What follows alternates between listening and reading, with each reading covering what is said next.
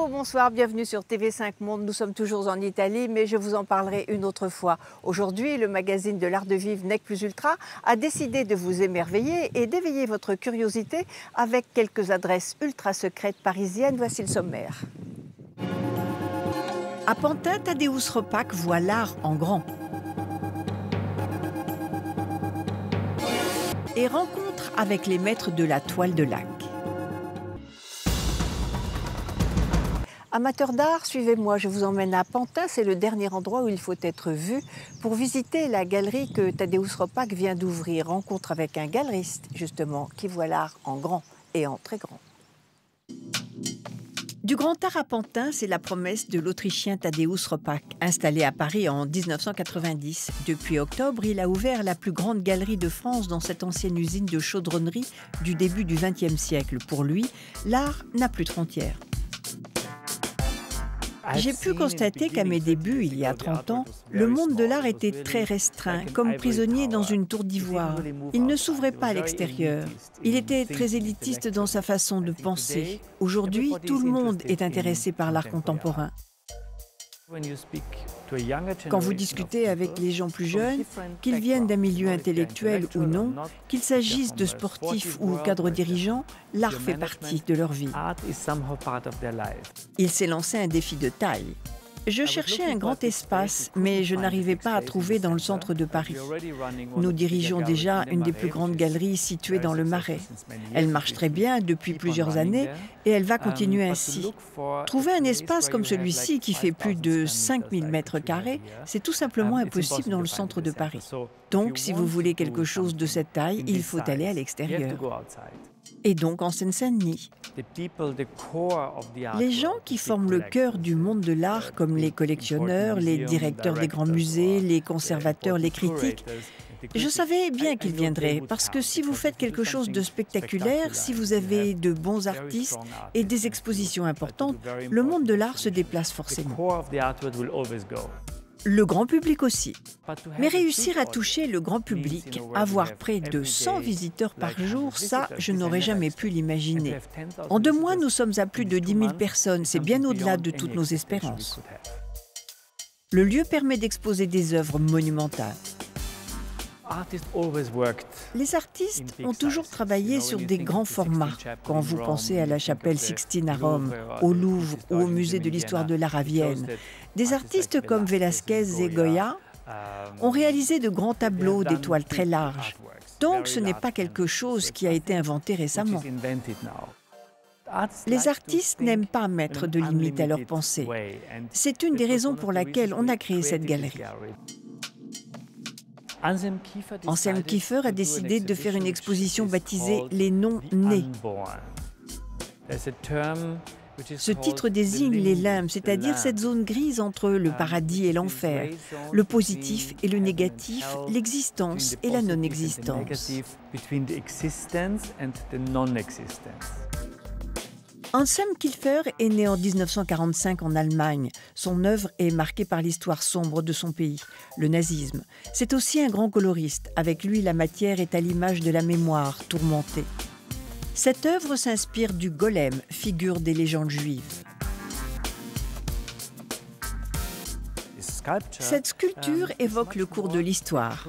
Que va-t-on retenir? Que va-t-on oublier? Le titre de cette sculpture est « Rabbi Lo, le golem ». C'est aussi à propos des lettres manquantes. Il ne pouvait y avoir un meilleur symbole que celui-là. Au centre de la sculpture, une machine à écrire.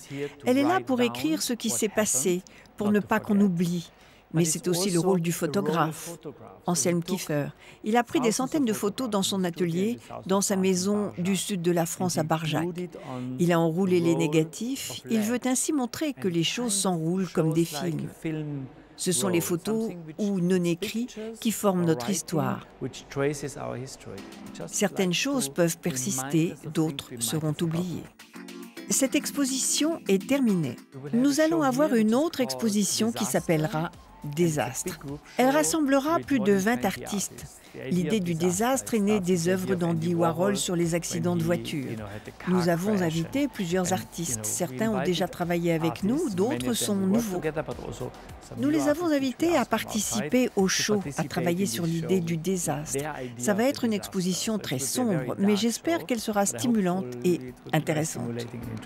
C'est ouvert jusqu'au 1er juin. Après cela, la prochaine exposition consacrée à un artiste sera sur les œuvres de Georges Baselitz. C'est un grand artiste allemand. Nous ferons une rétrospective de ses sculptures. Une figure de l'art depuis 1960. Il fera 3 ou 4 nouvelles sculptures spécialement pour l'exposition, donc je suis très content. Cette galerie a vocation de devenir un lieu de vie. Quand nous avons ouvert, je ne savais vraiment pas combien de personnes viendraient ici. Quand vous réalisez que beaucoup de gens vont venir, que vous allez offrir des expositions de bonne tenue, nous avons décidé d'offrir la possibilité aux visiteurs de rester un peu plus longtemps. Nous avons ouvert un café et une librairie. Le lieu doit accueillir une dizaine d'expositions par an.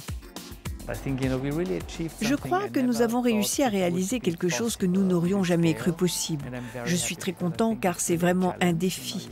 Il faut vraiment se motiver pour réaliser un projet de si grande ampleur. Nous avons étoffé notre équipe, recruté plus de gens, des conservateurs. Il faut une équipe importante pour faire tourner à un tel endroit.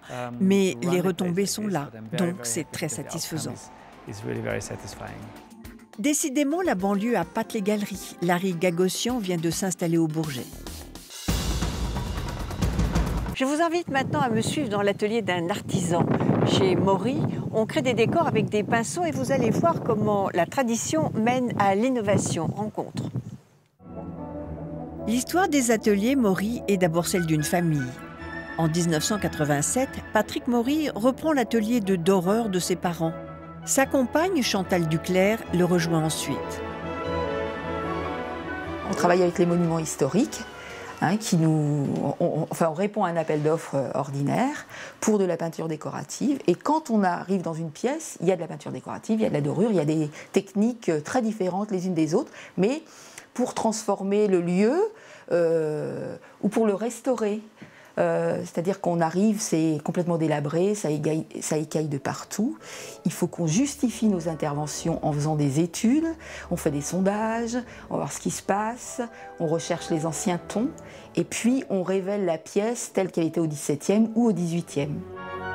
Les ateliers Maury ont travaillé sur des sites prestigieux comme le Ritz ou le château de Versailles. La toile de lac est un de leurs plus grands défis. Ça a été une commande d'architecte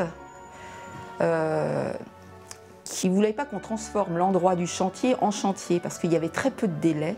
Donc il fallait réfléchir en amont à comment on allait intervenir en plafond de ce futur restaurant.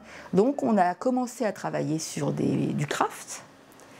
Le craft, ça a un inconvénient, c'est que c'était 70 cm de large, donc pour faire un plafond, nous on imaginait, il a fallu aussi qu'on travaille sur la rentabilité de notre sujet, donc on s'est dit pourquoi pas sur du tissu.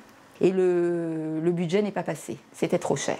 Donc on n'a pas eu le projet. Mais l'architecte a gardé cette idée dans un coin de sa tête et il nous a fait faire d'autres projets. Il a réfléchi au pavillon de la Reine. Oui. Et là, on a utilisé cette façon de faire plutôt comme une toile de peintre. C'est justement en cherchant une solution pour un client qu'ils ont inventé la toile de lac, un revêtement produit uniquement dans leur atelier. Ce qui a été compliqué, c'est de mettre en place les dosages, de travailler dans un endroit humide, légèrement humide quand il le faut, et puis un peu plus sec à un autre moment du passage de la laque, et puis éviter la poussière, beaucoup poncer, intervenir. C'est vraiment le toucher et l'intelligence de la main, en fait. Hein. On travaille, plus on travaille la laque, et plus elle sera jolie. Donc il nous faut 21 interventions. L'artisan peut utiliser des feuilles d'or, d'argent ou de cuivre pour donner un effet métallique à la couleur. Aujourd'hui, les ateliers Maury emploient 8 doreurs et peintres. Nous, on intervient avec des peintures à la colle, des peintures que nos pères nous ont appris, en fait, qui existent depuis la nuit des temps. C'est un petit peu vieillot de dire ça, mais c'est la colle de peau de lapin, hein, une colle animale, avec un carbonate de calcium, c'est ce qui est un peu de pigment naturel ou pigment de synthèse, parce qu'il ne faut pas exagérer, il y a quand même des pigments de synthèse qui ont de jolis coloris, et voilà, et on refabrique une peinture. Et ça peut tenir sur n'importe quel support aussi, il suffit de doser la colle, traiter légèrement et c'est pas polluant. Ce revêtement se pose sur le béton, le bois, le plastique, le métal, il s'adapte à toutes les surfaces. On se sert d'une technique traditionnelle pour apprêter la toile, comme une toile de maître, comme un bois de Botticelli ou de Rembrandt, pourquoi pas. Et puis ensuite une toile, on l'apprête de la même façon. Et puis après on intervient avec des lacs. Et l'intérêt, le côté moderne de cette laque, c'est qu'on peut la transporter, on peut la rouler, on peut la maroufler sur n'importe quel support. Les couleurs sont réalisées artisanalement par les ateliers Maury, du sur-mesure qui offre une large variété de tons et d'aspects. On peut coller cette toile sur un mur. Moi, c'était mon objectif en fait. Un mur laqué, une vraie laque avec toutes les fissures du temps, tous les plis du temps, et puis aider aussi d'autres artisans qui utilisent des matériaux, qui commandent des matériaux et qui les assemblent, comme là, un encadreur, lui, peut acheter notre toile de laque et puis décorer son cadre et proposer à son client un autre produit qu'il a. Donc voilà, nous, on a fabriqué un matériau qui peut être associé à d'autres. On n'oublie pas que la fabrication de cette toile ne nécessite pas moins de 21 actions artisanales. On a transporté tout notre savoir-faire comme ça sur cette toile de laque, justement pour permettre aux particuliers lambda d'avoir ou son mètre carré de peinture à la colle, ou son mètre carré de laque, ou son mètre carré de dorure. Ici, l'intelligence de la main n'a jamais aussi bien porté son nom. J'adore ces artisans qui sont capables de tout et surtout du meilleur. Ce qui me fait plaisir, c'est que vous partagez aussi cette passion. Merci de nous avoir suivis. Merci à la Merceria de San Domenico de nous avoir accueillis. Je vous retrouve la semaine prochaine. Au revoir.